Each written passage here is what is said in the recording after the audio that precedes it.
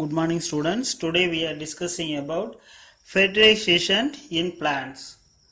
First you know what is fertilization. Fertilization means male and female gametes are joined together to form zygote. ஆண் மற்றும் பெண் கேமெட்டுகள் இரண்டும் இணைந்து zygote உருவாகும் நிகழ்வுதான் நம்ம என்ன சொல்றோம், ஃபெர்டிலைசேஷன் சொல்றோம். இதுல how they form, process of fertilization in flower. ஒரு பூவுல பார்த்தனா எப்படி இந்த இனப்பெருக்கம் நடைபெறுது அப்படிங்கறத ஃபர்ஸ்ட் பார்க்கலாம். இதுல first the pollen grain reach the stigma. Pollen grains are reach the stigma with the help of pollinating agents. Many pollinating agents are present. Air, wind, water, insects, beetles, இது எல்லாமே நம்ம என்ன சொல்றோம், pollinating agents அப்படிங்கிறோம். மகரந்த சேர்க்கைக்கு உதவக்கூடிய காரணிகள். Next, pollen grains reach the stigma is called pollination சொல்றோம். Pollinations are two types. First one self pollination or autogamy, another one cross pollination. A long tube-like structure is called style. Next, a oval-shaped structure inside the embryo is called egg. Inside the ovary, small opening is called micropyle. This ovule contain two ends. One micropylar end, another end என்ன சொல்றோம், ஒரு பகுதியே micropylar end ன்னு சொல்றோம், இந்த பகுதியே salasal end அப்படினு சொல்லி நம்ம சொல்றோம். இதுல 3 male gametes இருக்கு, அதே மாதிரி 3 female gametes. Male gametes என்ன சொல்றோம், anthrozoids ன்னு சொல்றோம். female gametes என்ன சொல்றோம், archegonium ன்னு நம்ம சொல்றோம். இதுல 3 பார்த்தனா synergid cells அப்படிங்கிறோம். நெக்ஸ்ட் 3 என்னன்னு சொல்லியிருக்கோம், ஆன்டிபோடல்ஸ். சினர்ஜிட்ஸுக்கு ஆப்போசிட்ல இருக்கக்கூடிய 3 செல்ஸ் தான் நம்ம என்ன சொல்லியிருக்கோம், ஆன்டிபோடல் செல்ஸ்னு சொல்லியிருக்கோம். Secondary nucleus, each and every sell contain single prominent nucleus. ஒவ்வொரு செல்லையும் பார்த்தனா ஒரே ஒரு நிலையான உட்கரு இருக்கும். ஆனா இதுல எத்தனை நியூக்ளியஸ் இருக்கு, secondary nucleus means 2 nucleus are present. First forming nucleus is called primary nucleus. This primary nucleus to produce the secondary nucleus. அந்த முதல் நிலை உட்கரு என்ன பண்ணுது, இரண்டாம் நிலை உட்கருவை தோற்றுவிக்குது. First pollen grains reach the right stigma and begin to germinate. Pollen grain reach the stigma and begin to germinate. Germination என்னன்னு சொல்றோம், முளைத்தல். Pollen grain ஸ்டிக்மாவை reach பண்ணதுக்கு அப்புறம் என்ன ஆகுது, the stigma secrete some types of chemicals or enzymes. அந்த stigma secrete பண்ணக்கூடிய சுரக்கக்கூடிய ஒரு சில என்சைம்ஸ்னால அந்த போலன் கிரைன்ஸ் என்ன ஆகுது, ஜெர்மினேட் முளைக்க தொடங்குது. Pollen grains forms a small tube-like structure called pollen tube. இந்த pollen grains grow ஆகும்போது ஒரு tube-like structure create ஆகுது. அதான் என்ன சொல்றோம், pollen tube, which emerges through the germ pore. emergesனா தோன்றது. எதில இருந்து தோன்றது, germ poreல இருந்து அந்த pollen tube தோன்றது. The contents of the pollen grain move into the tube. pollen grain என்ன ஆகுது, அந்த tube-like structure வழியா மூவ் ஆகி உள்ள போகுது. Pollen tubes grows through the tissues of the stigma and style and finally reaches the ovule through the micropyle. First pollen grain which part reaching the flowering plant பார்த்தனா ஸ்டிக்மாவை தான் first reach பண்ணுது. அதுக்கப்புறம் அது எங்க போகுது, ஸ்டிக்மாவுல இருந்து ஸ்டைல் ரீஜியன். ஸ்டைல்ங்கிறது ஒரு tube like structure. Finally reaches the micropyle part. This part is called micropyle. The small opening in the ovule is called micropyle. vegetative cell degenerate and the generative cell divides to form two sperms. This sperm contain two types of cells, one vegetative cells, another generative cells.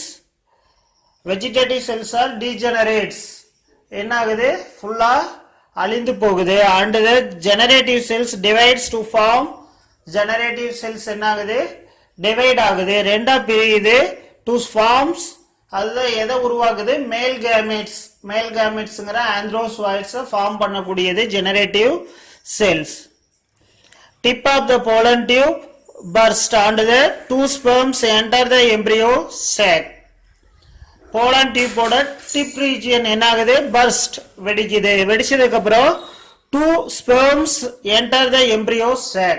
அதுல இருக்கக்கூடிய ரெண்டு sperm எங்க போகுது embryo sac குள்ள enter ஆகுது.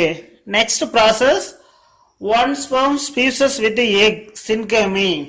ஒரு sperm வந்து egg ஓட கனெக்ட் ஆகக்கூடிய process தான் நம்ம என்ன சொல்றோம் syngamy சொல்றோம், and forms a diploid zygote. Male and female ரெண்டும் கனெக்ட் ஆனா என்ன ஃபார்ம் ஆகும் 2n சைகோட் ஃபார்ம் ஆகும். 2n தான் நம்ம என்னன்னு சொல்றோம் டிப்ளாய்ட் சைகோட்னு சொல்றோம். The other sperm fuses with the secondary nucleus. Other sperm fuses with the secondary nucleus னா இரண்டாம் நிலை நியூக்ளியஸ்னு சொன்னோம். இந்த நியூக்ளியஸ் வந்து எதில இருந்து உருவாகுது to form primary nucleus, முதல் நிலை நியூக்ளியஸ்ல இருந்து உருவாகுது. இந்த கனெக்ட் ஆகக்கூடிய இந்த process தான் நம்ம என்ன சொல்றோம் triple fusion னு சொல்றோம். Triple fusion. This triple fusion to form primary endosperm. Primary endosperm means endosperm main function is nutritive tissue for the all seeds.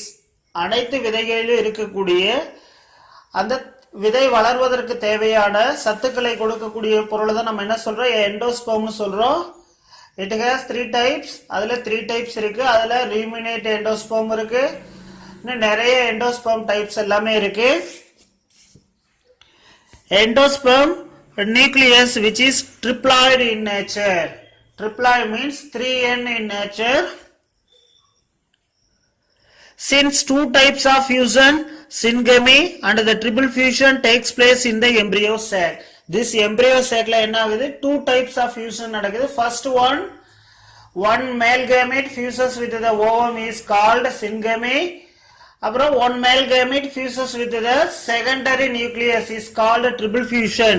இந்த இரண்டு process எதில நடக்குது இந்த embryo sac la நடக்குது. So it is called double fertilization. இரட்டை கருவுறுதல்னு நம்ம இந்த process சொல்றோம். Next, after triple fusion, primary endosperm nucleus develops into an endosperm. Triple fusion க்கு அப்புறம் என்ன ஆகுது இந்த primary endosperm nucleus வந்து endosperm-ஆ convert ஆகுது. Next, endosperm provides food to the developing embryo. Embryo means கரு, வளரக்கூடிய அந்த விதையிலிருந்து உருவாகக்கூடிய seedlings, அந்த நாற்றுகளுக்கு தேவையான சத்துக்களை கொடுக்கக்கூடியது இந்த embryo. Next, later the synergids and antipodal cells degenerate. Finally, the center partல இருக்கக்கூடிய நியூக்ளியஸ் மட்டும் தான் என்னவா இருக்கும் prominent நிலையா இருக்கும். இந்த two sidesல இருக்கக்கூடிய synergids and antipodal cells are degenerate. Next பார்த்தா significance of fertilization. Fertilization ஓட importance, அதனுடைய முக்கியத்துவம் என்னன்னு பார்க்கலாம். First, it stimulates the ovary to develop into fruit. ஓவரியில இருந்து fruit formationக்கு help பண்ணக்கூடியது fertilization. Next, it helps in development of new characteristics from two different individuals. Two different individuals mean male and female. Two different plants are joining to form a zygote. This zygote produces a new young seedlings. These seedlings contain different characters from the parent plant.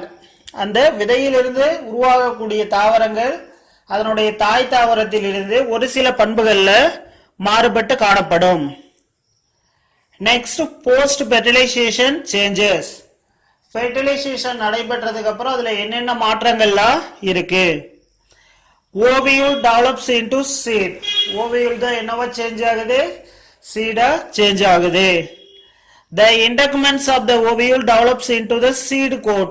Integument means this two layers தான் என்ன சொல்றோம், integument னு சொல்றோம். These two layers are changed into the seed coat ஆக this two layer change ஆகுது. Third point, the ovary enlarges and develops into a fruit. Ovary என்ன ஆகுது, enlarge ஆகுது, அதோட சைஸ்ல இன்க்ரீஸ் ஆகுது, அப்புறம் நெக்ஸ்ட் என்னவா ஃபார்ம் ஆகுது, ஃப்ரூட்டா ஃபார்ம் ஆகுது. The seed contains the future plant or embryo which develops into seedling under appropriate conditions. Appropriate condition means suitable environmental condition. Suitable environmental condition இருக்கும்போது the seed germinate to form a new or young seedlings.